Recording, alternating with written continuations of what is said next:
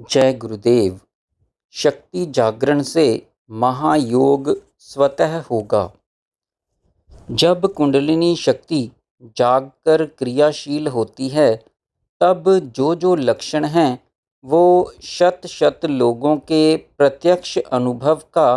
परिदर्शन करके लिखे जाते हैं। इस विषय में शंका निरर्थक है, क्योंकि योग प्रत्यक्ष फलप्रद है। योग के उपयुक्त सामर्थ्यवान गुरु के शक्तिपात से जब कुंडलिनी शक्ति जागकर क्रिया करने लगेगी, तब तुम में ये लक्षण प्रतीत होंगे। प्राणायाम द्वारा या शक्तिमान गुरु के अनुग्रह से अंतर शक्ति जागती है। आत्म शक्ति के उद्बोधन से प्राण क्षोभित होकर जब आधार चक्र में रुकता है, तो साधक का शरीर कांपने लगता है। मूलाधार में प्राण रुकने के कारण साधक योगी आनंदित होकर नृत्य करने लगता है। आधार चक्र में वायु का निरोध होने से वहीं सारा विश्व दिखने लगता है, क्योंकि कुंडलिनी शक्ति मूलाधार में ही निवास करती है। उसकी स्थिति के कारण सृष्टि का आधार मूलाधार ही है। आधार में ही सब देवता निवास करते हैं। आधार में ही सब वेदों का ज्ञान निहित है। वाग देवी वेदमयी ज्ञान शक्ति मूलाधार में ही है, इसलिए आधार का ही आश्रय करना चाहिए। आधार के पश्चिम भाग में ईड़ा, पिंगला, सुषुम्ना का संगम होता है। वहाँ पर मन प्राण को एकत्र करके गोता लगाकर दिव्य स्नान एवं पान करने से मनुष्य सब पापों से मुक्त हो जाता है। आधार के पश्चिम भाग में स्वयंभू लिंग प्रतिष्ठित है। वहाँ पर सुषुम्ना में प्रवेश का मार्ग ब्रह्म द्वार है। उसको खोल देने से ही मनुष्य संसार बंधन से विमुक्त हो जाता है। मूलाधार में कंपन होने लगे, शरीर कांपने लग जाए, कुंभक रोके ना रुके, श्वास प्रश्वास बलात् से बाहर हो जाएं,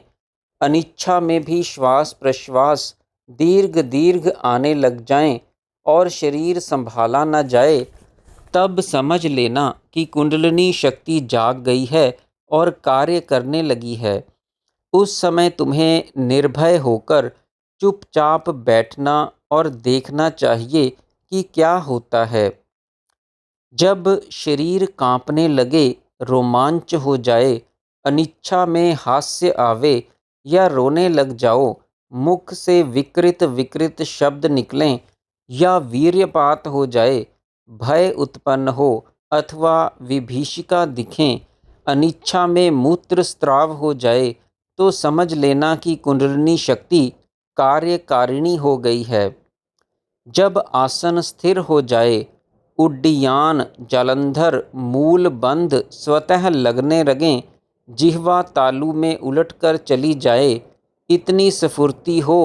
कि स्थिर होकर बैठा ना जाए, हाथ पैर बलात् से खींचें, तो समझ लेना कि परम शक्ति कुंडलिनी देवी क्रियाशील हो गई है। जब आसन दृढ़ता से लगा रहे, दृष्टि भ्रिकुटी में रहे, आँखों के तारे घूमने लगें, स्वतः केवल कुंभक हो जाए,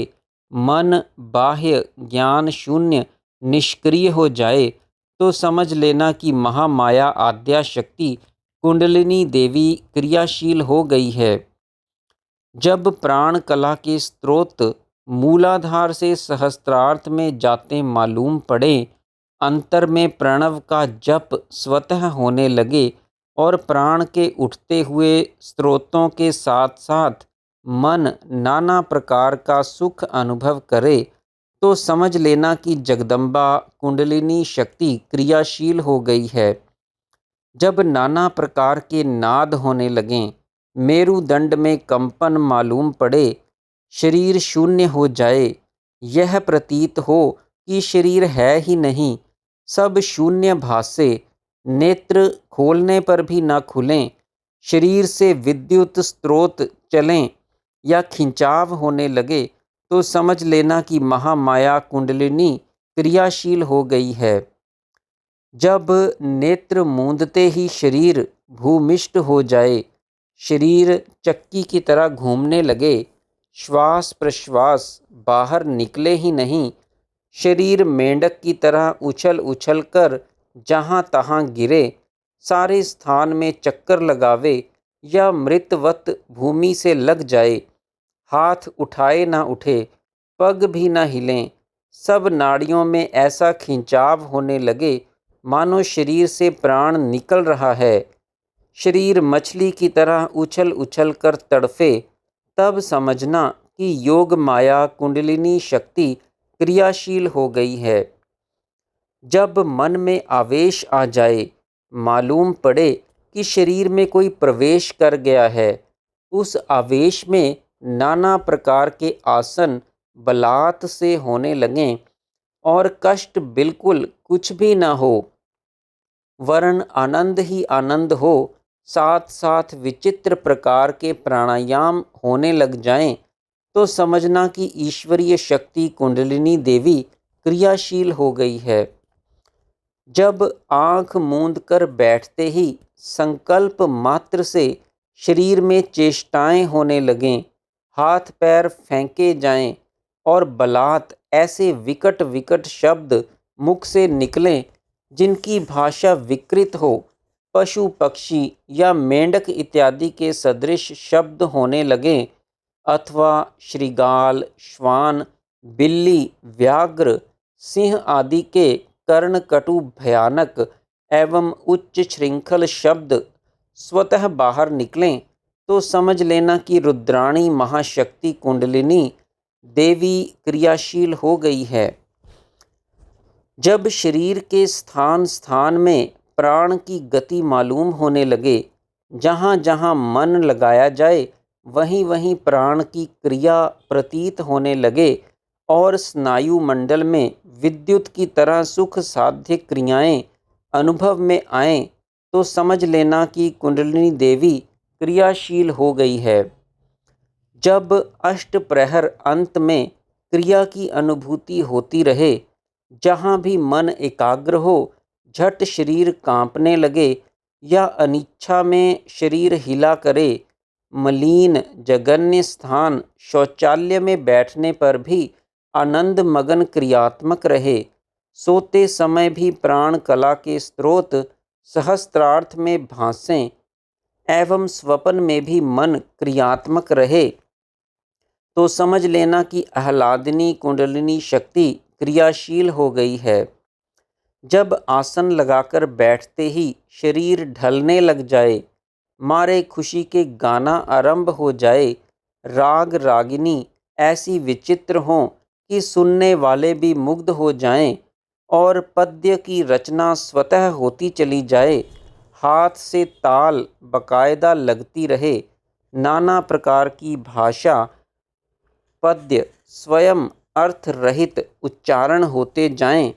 जिसकी भाषा कोई समझ ही ना सके, तथापि मन को आह्लादित करे, तो समझ लेना कि सरस्वती रूपा कुंडलिनी शक्ति क्रियाशील हो गई है। जब बिना पिए ही भांग की तरह नशा चढ़ा रहे, चलते समय हाथ पांव कांपें, जहाँ जहाँ पड़ें मन में मस्ती आवे और व्यवहारिक कोई भी कार्य ना हो सके, ना सुनना अच्छा लगे और ना कहना ही अच्छा लगे, या मद्यपाई के सदृश मस्ती बनी रहे, तो समझ लेना कि आत्म शक्ति कुंडलिनी क्रियाशील हो गई है। जब रास्ता चलते समय में आवेश आवे कि चलो उड़ें, जमीन पर पैर छूते ही दौड़ना शुरू हो जाएं, शरीर पवन की तरह हल्का उड़ता हुआ मालूम पड़े, कितना भी क्यों ना चला जाए तथापि क्लांति ना हो, मन प्रफुल्लित और प्रसन्न रहे, स्वप्न में भी अप्रसन्नता ना आवे, इष्ट और अनिष्ट से मन विचलित ना हो, साधक अक्लिष्ट कर्मा हो जाए, तो समझ लेना ब्रह्म शक्ति कुंडलिनी क्रियाशील हो गई है। जब आसन पर बैठकर नेत्र बंद करते ही स्वप्न जैसी अवस्था हो जाए और देवताओं के दर्शन होने लगे, दिव्य गंध, रूप, रस, शब्द और स्पर्श अनुभव में आवें एवं देवताओं से आदेश मिले, तो समझ लेना कि देवी शक्ति कुंडलिनी क्रियाशील हो गई है। जब क्रिया करने बैठते ही मन एकाग्र हो जाए, देवी देवताओं से वार्तालाप होने लगे, उनसे रोगों की औषधि मिले, विघ्न नाशार्थ देवी मंत्र मिलें, सिद्धों से योग ज्ञान का उपदेश मिले, तो समझ लेना कि सिद्धि प्रदायिनी कुंडलिनी शक्ति क्रियाशील हो गई है। जब आसन पर बैठ के क्रिया करने का संकल्प करते ही अपना सूक्ष्म शरीर सामने प्रत्यक्ष भासे, स्थूल शरीर का अस्तित्व लोप हो जाए, नेत्र खोलने पर भी सर्वत्र शून्य भासे और समय की संज्ञा ही ना रहे, तो समझ लेना कि चित्त शक्ति कुंडलिनी देवी क्रियाशील हो गई है। जब प्रातः और सायंकाल ठीक समय पर अनिच्छा में भी क्रिया का वेग होने लगे एवं शरीर, मन, प्राण को विवश करे, तो समझ लेना कि महादेवी कुंडलिनी शक्ति ठीक काम कर रही है। जब ध्यान में बैठते ही भविष्यवत में होने वाली बातों का भान हो जाए, वेद वेदांत का गूढ़ रहस्य समझ में आ जाए और मन के सब संदेह मिट जाएं, किसी भी शास्त्र को थोड़ा बहुत पढ़ने ही उसका मर्म या भावार्थ बुद्धि में समा जाए, व्याख्या करने की विचित्र शक्ति आ जाए, ज्ञान प्राप्ति के लिए स्वयं ब्रह्मा से भी इच्छा ना की जाए और आत्मनिष्ठा हो जाए, तो समझ लेना कि सिद्ध शक्ति कुंडलिनी क्रियाशील हो गई है। जब आसन पर बैठने से भ्रिकुटी में दृष्टि स्थिर हो जाए, जिह्वा द्वारा खेचरी हो जाए, प्राण प्रवाह सर्वथा रुक जाएं, मन आनंद सागर में गोता लगा जाए, शांभवी मुद्रा सिद्ध हो जाए, सविकल्प का सुख अनुभव में आए, तो समझ लेना कि योग शक्ति कुंडलिनी देवी क्रियाशील हो गई है। जय गुरुदेव।